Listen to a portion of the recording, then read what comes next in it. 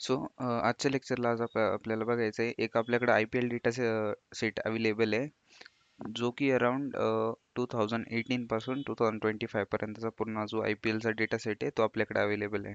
मग through that आपल्याला काही त्या डेटाचा अनालिसिस करायचा आहे आणि मग त्यामध्ये आपण वेगवेगळे यूज केसेस बघूया जसं की टॉप 10 बॅट्समॅन, टॉप 10 बॉलर्स किंवा कोणी कोणी जास्त सिक्स स्कोर केलेले होते, फोरचं कोणी कोणी फोर स्कोर केलेले होते, नंबर ऑफ अवॉर्ड्स कोणाला जास्त कोणाला कोणाला मिळाले, तर मग असे सगळे. तर मग सो विल स्टार्ट विथ पहिले तर आपण सगळे रिक्वायर्ड लायब्ररीज इम्पोर्ट करून घेऊया. Import pandas SPD, numpy, matplotlib dot pyplot and cbon. तर मग cbon एक लायब्ररी आहे, ही आपण व्हिज्युअलायझेशनसाठीच वापरतो. तर मग यामध्ये आपल्याला काही एक्स्ट्रा व्हिज्युअलायझेशन ॲड करायचे होते, दॅट्स वाय आपण एक cbon लायब्ररी यूज केली यात. ॲज कमांड्स खूप मोठं म्हणजे हा ॲनालिसिस हा थोडा आपण जास्त मोठा केलेला आहे, म्हणजे खूप साऱ्या टर्म्स कव्हर केलेल्या आहेत यात. त्यामुळं आपल्याला थ्रू आउट द लेक्चर एक एक पूर्ण कोड टाईप करण्यात इतका वेळ भेटणार नाही. दॅट्स वाय मी ऑलरेडी सगळं कोड टाईप करून ठेवलेला आहे. Just I will explain you line by line. मग त्यानंतर आपल्याला काय करायचं आहे तर मग सेकंड आपल्याला इथं जायचं आहे फाईल्स टॅबवर आणि आपल्याला जी फाईल लागणारी आहे IPL.CSV ती अपलोड करायची आहे. आता मी ऑलरेडी अपलोड केली आहे, बस just in case you want to upload just click here. Then तुमच्या सिस्टममध्ये सेम तुमचा इंटरफेस जो ओपन होईल तर मग त्या तुमचं फोल्डर चूज करायचं आणि त्यातून जी रिक्वायर्ड फाईल आहे IPL.CSV जिथं कोणी तुम्ही सेव्ह केलेली असेल ती तिथून तुम्हाला इम्पोर्ट करून घ्यायची इथं. देन आफ्टर दॅट आपल्याला एक स्टेटमेंट टाईप करायचं आहे, डेटा फ्रेमचं नाव आणि is equal to PD dot read underscore CSV आणि त्यामध्ये तुम्ही ज्या फाईलचं नाव सेव्ह केले ते फाईल. मग आता आपण जस्ट आता पहिले तर ही कमांड रन केली, सेकंड आपण ही कमांड रन करूया. Let's say clear all outputs, आपण सगळे आउटपुट्स क्लिअर करून टाकूया. आता पहिले तर आपण ही कमांड रन केली, तर मग कमांड रन केल्यानंतर हे सक्सेसफुली आपलं रन झालं. सेकंड थिंग इज की आपण आता आपला हा डेटा सेट आहे याला इम्पोर्ट करणार आहोत. Just click on run here. So आपला जो डेटा सेट आहे तो इम्पोर्ट झाला आणि एका डेटा फ्रेममध्ये स्टोअर होऊन जाईल. मग हा डेटा सेट आहे ना आपल्या युज्युअल डेटा सेट्सपेक्षा थोडासा मोठा आहे. दॅट्स वाय आपल्याला याला इम्पोर्ट करायला एका डेटा फ्रेममध्ये थोडासा वेळ लागतो. तर मग त्यानंतर df डॉट हेड. मग df डॉट हेड काय, तर मग df dot head will show us की आपल्या डेटा फ्रेममध्ये कॉलम्स कोणते कोणते. तर मग कॉलम्स आपल्या डेटा फ्रेममध्ये टोटल इतके सगळे कॉलम्स आहे, अजून भरपूर कॉलम्स आहेत बट एका डेटा फ्रेमची एक लिमिट असते की ती आत्ता किती शो करते. सो तुम्ही इथं बघू शकता की इथं असे डॉट डॉट आले. तर डॉट डॉट म्हणजे यात काही मधले जे कॉलम्स आहेत ते त्यांनी कोलॅप्स केले. तर मग यात एक कॉलम आहे कॉल्ड अननेम्ड झिरो. सो हा अननेम्ड झिरो नावाचा जो कॉलम आहे हा आपल्याला रिमूव्ह करून टाकायचा आहे. सो त्यासाठी कमांड आहे, सिन्स आपण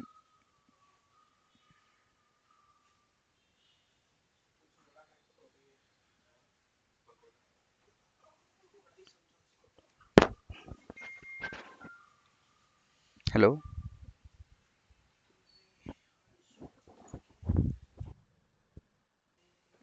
okay okay okay, just a minute.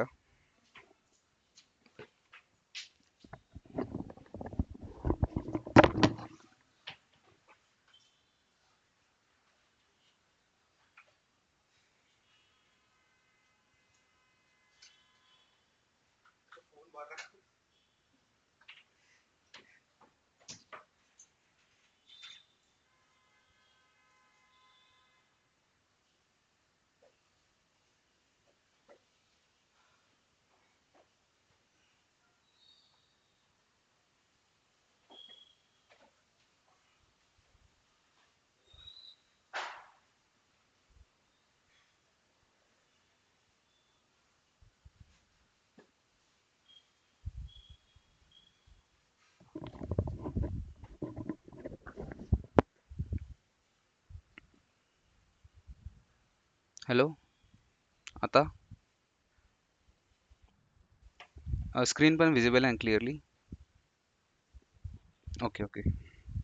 So यात एक कॉलम आहे कॉल्ड अननेम झिरो. सो हा कॉलम आहे ज्याला काही नेम नाही आहे आणि एक जो ॲड झालेला आहे आपल्या डेटा सेटमध्ये. सो हा अनवॉन्टेड कॉलम आहे, याला आपल्याला रिमूव्ह करायचं आहे आपल्या डेटा फ्रेममधनं. तर मग त्यासाठी जशी की आपण एक मेथड बघितली होती, आपल्याला कुठला पण कॉलम जर रिमूव्ह करायचा असला then that time we use df dot drop. आणि जे जे कॉलम्स आपल्याला रिमूव्ह करायचे ॲट अ सिंगल टाइम आपण मल्टिपल कॉलम्स रिमूव्ह करू शकतो यात. मग आपल्याला जर अजून कॉलम रिमूव्ह करायचे असले, जर इथं सेपरेट बाय कॉमा करायचं आणि त्या कॉलमचं नाव मेन्शन करायची, तर हे रिमूव्ह होऊन जातील. आणि आपण इथं in place comma comma in place is equal to true हे का बरं यूज केलं, कारण की आपली जी डेटा फ्रेम आहे यातच आपल्याला जो डेटा आहे तो इंटरनली चेंज करून टाकायचा आहे. तर मग आपल्याला यासाठी एक नवीन म्हणजे दुसऱ्या एका डेटा फ्रेममध्ये स्टोअर करायचा, याच डेटा फ्रेममध्ये आपल्याला चेंज करायचं. That's why you use in place is equal to true. मग त्यानंतर आपण ही कमांड रन करूया in place true then df dot head. आता पहिली जी आपली डेटा फ्रेम होती ती काही अशी दिसत होती, unnamed column, match I D, date and match type. पण मग त्या नंतर आपण जो कॉलम रिमूव्ह केला त्यानंतर जे आपलं मॅच आय डी डेट जो अननेम कॉलम झिरो होता तो रिमूव्ह झाला आहे. आणि ह्या ज्या आपल्याला दिसत आहे 0 1 2 3 हे आपल्या इंडेक्स आहे, ज्या की यूज केल्या जातात जेव्हा आपला डेटा आहे तो अनालाइज करण्यासाठी. जेव्हा पण आपल्याला त्याला रिट्राईव्ह करायचं डेटाला, सो इंडेक्सेस हेल्प की आपला डेटा क्लिअरली आपल्याला भेटला पाहिजे within fraction of seconds. So that's why आपण इथे इंडेक्स यूज करतो फॉर डेटा रिट्रायवल. मग आपण डीएफ डॉट डिस्क्राईब, मग डीएफ डॉट डिस्क्राईबने काय कळतं आपल्याला की म्हणजे कुठली मॅच आय डी रिपीट झाली, त्याचा mean median. But this data set यामध्ये आपल्याला याची जास्त गरज नाही, कारण की हा डेटा सेट जास्त मोठा आहे आणि जे जे आपल्याला पाहिजे त्यानुसार या सगळ्यांची इतकी तर गरज नाही आपल्याला. जस्ट फॉर युअर इन्फॉर्मेशन तुम्ही हे लक्षात ठेवा. तर मग आपला डेटा अनालिसिस स्टार्ट होतं इथनं. मग आपल्याला हे बघायचं आहे की आपल्याकडं जो डेटा अवेलेबल आहे त्याची साईज काय आहे. तर मग याची साईज आहे आपल्याकडं अराउंड, आपल्याकडे टोटल 64 कॉलम्स आहे. आधी 65 होते, आपण एक जो कॉलम आहे अननेम झिरो तो रिमूव्ह करून टाकला इथनं. आणि त्यानंतर 2,83,678 आपल्याकडे इतके कॉलम्स आहे टोटल, सॉरी रोज आहे आणि 64 कॉलम्स आहे. मग इतका सारा डेटा हा आपल्याकडे अवेलेबल आहे. आणि मग यानंतर आपल्याला बघायची की आपल्या डेटा सेटमध्ये कॉलम्स कोणते कोणते अवेलेबल आहे. So through that columns only आपण जो डेटाचा अनालिसिस आहे तो करणार आहोत. मग आता आपल्याकडं कॉलम्स अवेलेबल आहे bowling team, over, ball, ball number, batter, batter position, runner. तर मग असे टोटल खूप सारे म्हणजे जे जे इम्पॉर्टंट कॉलम्स असतात एका मॅचचा डेटा अनालाइज करण्यासाठी, तर सो तो पूर्ण एका मॅचचा डेटा आपल्याकडे अवेलेबल आहे. थ्रू दॅट आपण जो की डेटा आहे तो अनालाइज करू शकतो. मग मी याचं लिंक तुमच्यासोबत शेअर करेल, तुम्ही ते कॉलमची लिस्ट वगैरे ते बघून घ्याल. Okay, we will start with further analysis. मग यानंतर आपण याच्यातले डेटा टाईप बघूया. तर मग आपल्याकडं जे आता इथं खूप सारे कॉलम्स आहे, तर मग त्यातले काही काही कॉलम्स आहे. तर मॅच आय डी आहे ते तर एक इंटिजर आहे, डेट आहे ते एक ऑब्जेक्ट आहे, मॅच टाईप ऑब्जेक्ट, असे वेगवेगळे डेटा सेट. आणि जो स्ट्रायकर आहे तो आउट झाला का नाही बुलियन, म्हणजे असे वेगवेगळे डेटा टाईप्सने हा डेटा सेट बनलेला आहे. समरी स्टॅटिस्टिक्स हे आपण ऑलरेडी बघितलंय. टोटल मॅचेस, तर मग हा टोटल मॅचेसचा डेटा आहे हा आपल्याला इथं बघायचा आहे. मग टोटल मॅचेस कसे डिफाईन होतील, तर मग टोटल मॅचेस आपल्याला यावरून कळतील किती आहे, किती मॅचेसचा डेटा आहे हा, तर एका मॅच आय डीने. मग आता आपल्याकडे जो डेटा आहे ना, तर मग तो कसा दिलेला आहे का प्रत्येक बॉलसाठी, प्रत्येक रनसाठी मग हा असा डेटा भेटलेला आहे. दॅट्स वाय आपला डेटा इतका 2,83,000 समथिंग दिसतोय. पण मग आपल्याला जर मग अशी मॅच आय डीमध्ये व्हॅल्यू स्टोअर्ड आहे की आता प्रत्येक एक जेव्हा मॅच होते कुठली पण, तर मग प्रत्येक मॅचसाठी एक unique match I D create केलेला जातो. मग त्यासाठी आपण तो फाइंड करतोय एका आपला कॉलम आहे एक मॅच आय डी. तर मग एक आपण व्हेरिएबल क्रिएट केलं इथं टोटल मॅचेस. अँड इथं आपण आपला जे डेटा फ्रेम मधनं आहे एक मॅच आय डी नावाचा कॉलम आहे तो रिट्राईव्ह केला इथं. ओके, मग त्यानंतर त्यासाठी आपल्याला एक मेथड आहे कॉल्ड एन युनिक. तर एन युनिक मेथड काय करते, आपल्याला तो त्यात युनिक व्हॅल्यूज किती अवेलेबल आहे ते शो करते. तर मग एन युनिक मध्ये आपल्याला आपला काउंट किती भेटला मॅच आय डीचा, तर मग total 1193 unique match IDs आहेत ज्या की आपल्या डेटा सेटमध्ये अवेलेबल आहे. सो आपण इथं रन केलं तर 1193 आपल्याला युनिक मॅच आय डीज भेटला. तर मग आता आपल्या टोटल जेवढ्या ओव्हरऑल मॅचेस आहे, तर मग असं असू शकतं की आता जे प्लेयर्स आहे, तर मग भरपूर साऱ्या मॅचेसमध्ये सेम प्लेयर्स रिपीट झालेले वगैरे. तर मग आपल्याला टोटल प्लेयर्स पण फाइंड करायचे. तर मग आपल्याला टोटल प्लेयर्स जर फाइंड करायचे पूर्ण जितके मॅच होते त्यात, तर मग आपण समजा इथं टोटल प्लेयर फाइंड करतोय जितके बॅटिंग करत होते. तर मग बॅटिंग करण्यासाठी आपल्याला जर टोटल प्लेयर्स फाइंड करायचे, तर मग जस्ट आपल्याला इथं एक आपण व्हेरिएबल क्रिएट केलंय टोटल प्लेयर्स. मग टोटल प्लेयर्स मध्ये आपण काय स्टोअर करतोय, डेटा फ्रेमचा बॅटर कॉलम. मग बॅटर कॉलम मधनं आपल्याला कोणती प्रॉपर्टी पाहिजे की त्यात युनिक व्हॅल्यू किती आहे, त्यासाठी आपण काय इथं मेथड वापरली एन युनिक. आणि ॲट द टाइम आपण एन युनिक मेथड वापरली आणि आपण ही कमांड रन करूया, त्यावेळेस आपल्याला भेटेल की आपले टोटल या डेटा सेटमध्ये किती युनिक प्लेयर्स अवेलेबल आहे. मग 719 प्लेयर्स आहे ते युनिक आहे. मग सेम फॉर आता तुम्हाला हे तर कळून गेलं ना की डी एफ आणि डी एफ मॅच आपण डी एफ कॉलम नेम आणि एन युनिक जेव्हा आपण हे यूज करतो, तर मग तेव्हा आपल्याला मिळतं की आपल्याकडं युनिक डेटा किती अवेलेबल आहे. तर मग युनिक डेटा तितका आपल्याला मिळतो. अँड सेम आता हे सगळ्यांसाठी आपण इथं केलंय, जसं की टोटल टीम्स आपल्याला फाइंड करायचे आहे, तर टोटल हा 19 टीम्सचा डेटा आहे. टोटल व्हेन्यूज फाइंड करायचे तर 59 व्हेन्यूज मीन्स हा जो डेटा आहे त्यात स्टेडियम्स आहे. तर मग व्हेन्यूमध्ये फॉर एक्झाम्पल जर तुम्हाला बघायचं असलं, तर मग आपण एक data frame already venue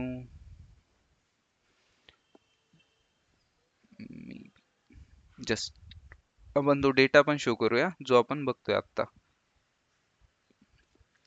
DF of match I D dot head.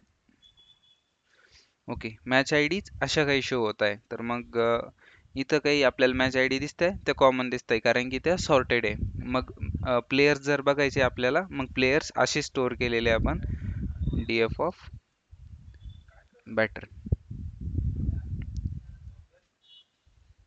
Dot head.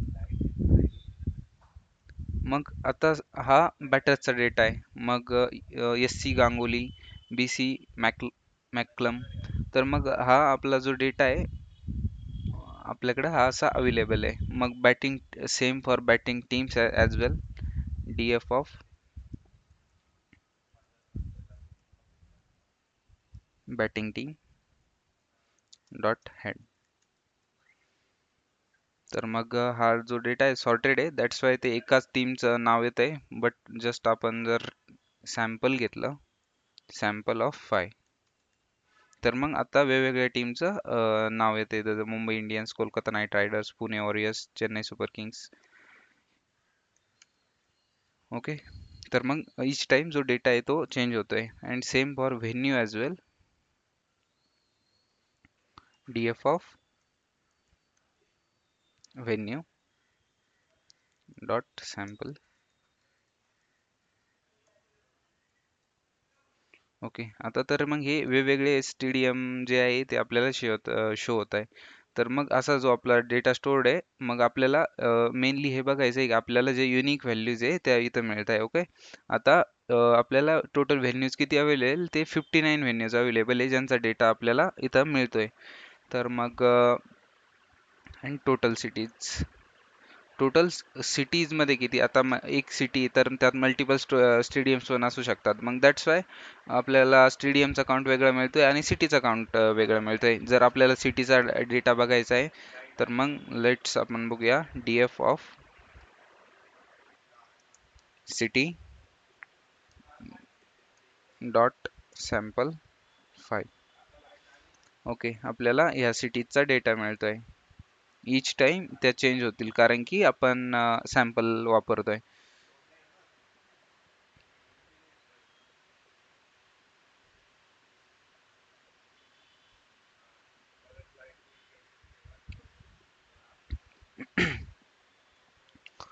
Total runs code. मग आता ओव्हरऑल आपल्याकडे जो डेटा आहे, तर मग या डेटामधून आपल्याला बघायचं आहे की या डेटामध्ये टोटल नंबर ऑफ स्कोर्स किती रन केले. आता मी तुम्हाला याची एक रिअल यूज केस सांगतो. जसं की आपण IPL मॅचेस किंवा इंटरनॅशनल मॅचेस वगैरे असतात क्रिकेटच्या, त्या बघतो किंवा कुठल्या पण स्पोर्टच्या. तर मग तेव्हा मग ते अनालाइज कसं करता की लेट से की एक त्यांच्याकडं डेटा सेट आहे. तर मग आतापर्यंत जितका पण मॅचेस झालाय from initial of starting that particular game, जसं की IPL चालू झाल्यापासनं त्यांच्याकडे सगळा डेटा अवेलेबल आहे IPLचा, की किती कोणत्या टीमच्या किती स्कोर झालते, मॅचेस किती झालत्या, आणि आपल्याकडं त्या टोटल स्कोर किती झालता. तर मग त्यांच्याकडे होल डेटा सेट अवेलेबल आहे. मग आता ते स्टोअर कोड आहे की टोटल रन्स किती झाले असं. मग आता आपण इथं काय यूज करतोय की रन्स टोटल. मग आपण इथं सम हे फंक्शन वापरतोय, आणि सम फंक्शन मध्ये आपण काय स्टोअर करतोय की ओव्हरऑल जो डेटा सेट आहे अवेलेबल, तर मग त्यात स्कोर किती झालते. मग सेम कन्सेप्ट वापरून तिथं पण प्रेडिक्ट म्हणजे सांगितलं जातं की आतापर्यंत त्या डेटा थ्रू अनालाइज केलं जातं, इतका सगळा डेटा अवेलेबल आहे आपल्याकडं, आणि या डेटामध्ये या डेटानुसार आत्तापर्यंत इतके रन्स झालेले होते. आणि तो एकदम फ्रिक्वेंटली अपडेट पण होत राहतो. That is different term, but तुम्ही जस्ट हे समजून घ्या की आपल्याकडं डेटा सेट अवेलेबल आहे आणि आपल्याला थ्रू दॅट प्रिडिक्शन करायचं आहे. तर मग इथं टोटल स्कोर्स आहे. आता हा डेटा आय डोंट नो की किती वर्षांचा आहे, बट इथं टोटल स्कोर्स आहे 3,82,850. तर मग इतके टोटल नंबर ऑफ स्कोर्स आपल्याला इथं मिळत आहे. मग आता अजून पण एक असतं यूज केस की असं पण स्टोअर सांगितलं जातं की टोटल आत्तापर्यंत 4 आणि 6 किती झालेले आहे. तर मग आता आपल्याला हे असं बघायचं असलं, तर मग त्यासाठी आपलं एक इझिन फंक्शन आहे. म्हणजे आता मी तुम्हाला जस्ट एक यूज केस सांगतोय की आपण कसं यूज करतोय. आता अकॉर्डिंग टू तुमचा यूज केस, तुम्हाला जे काही डेव्हलप करायचं आहे, प्रोजेक्ट बनवायचं आहे, ते या तुमच्या प्रोजेक्टनुसार त्यानुसार ते डिफरंट होईल. बट आता आपण इथं काय करतोय, एक डेटा फ्रेम, आपली जी डेटा फ्रेम आहे इनिशियली अवेलेबल, आणि त्यामध्ये आपण काय मेन्शन करतोय, डेटा फ्रेम डॉट इझिन. मग इझिन काय करतं की आता आपल्याला या जस्ट मी तुम्हाला कॉलम शो करतो. df of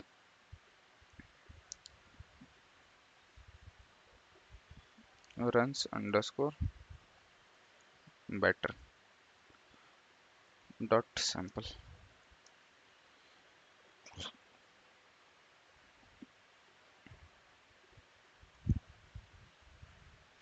okay. तर मग आता हा जो डेटा अवेलेबल आहे, तर मग यामध्ये आहे ना बॅटरचं नाव पण आहे. तर मग यानुसार इथं हे दाखवलेलं आहे, आपण जस्ट त्या बॅटरचं नाव पण हे करूया, जस्ट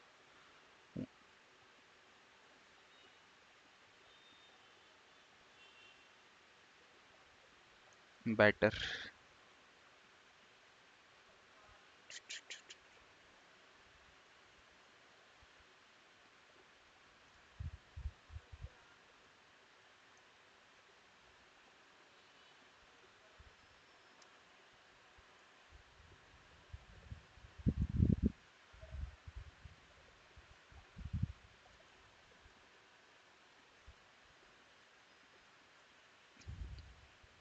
तर आपण इथं होतो.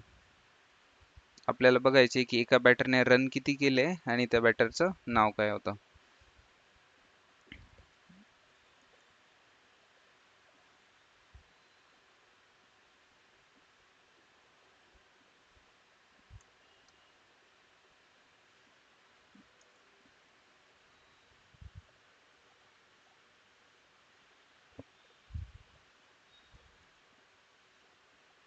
ओके. आता हे काही रॅन्डम आपल्याला बॅटरचा डेटा भेटलेला, हा रिअल डेटा आहे, जस्ट आपल्याला हा डिफरंट डेटा मिळाला आहे.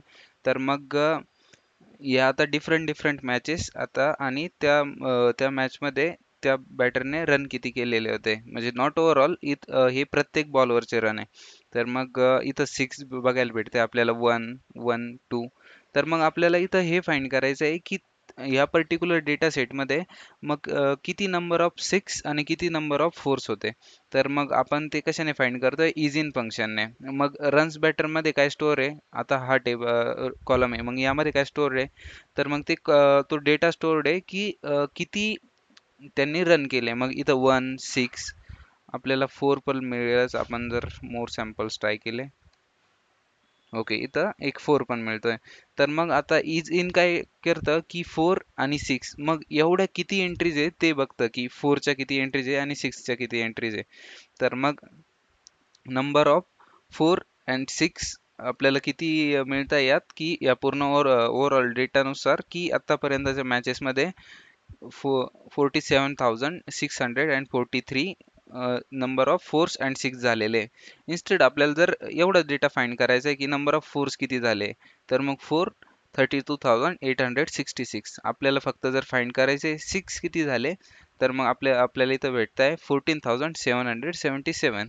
तर मग जस्ट फॉर एक्झाम्पल मी त्याला ॲज इट इज ठेवतो. तुम्ही नंतर जेव्हा इथं नोटबुकवर याल, जस्ट तुम्ही चेंज करून बघा. मग टोटल फोर्स, ओके, आपण इथं पण मेन्शन केलंय ते की टोटल फोर्स किती झाले आतापर्यंत, टोटल सिक्सेस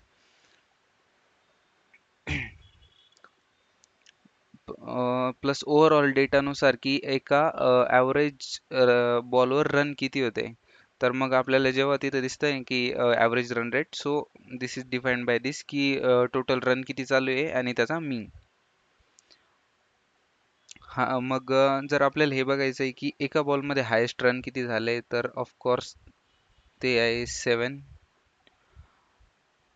आता आपण इथं तर मग आतापर्यंत आपण इथं नॉर्मल जे इनबिल्ट फंक्शन आहे ते वापरले. तर मग आता इथनं एक पुढचं सेक्शन सुरू होत आहे आपलं, कॉल्ड ॲग्रिगेशन्स. तर मग आपण ॲग्रिगेशन फंक्शन जसे बघितले होते, सो त्या ॲग्रिगेशन फंक्शन मध्ये काय होतं आपलं, की आपण पहिले ग्रुप करत होतो, ग्रुपिंग अँड ॲग्रिगेशन येते.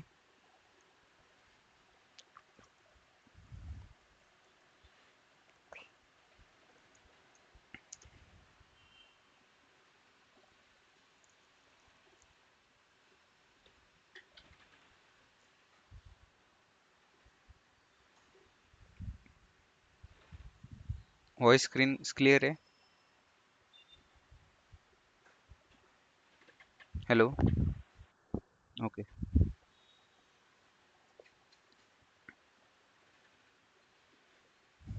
तर मग आपण पहिले तर सगळे जितके बॅटर्स अवेलेबल आहे आपल्या डेटा सेटमध्ये त्यांना ग्रुप करतोय, df dot group by batter.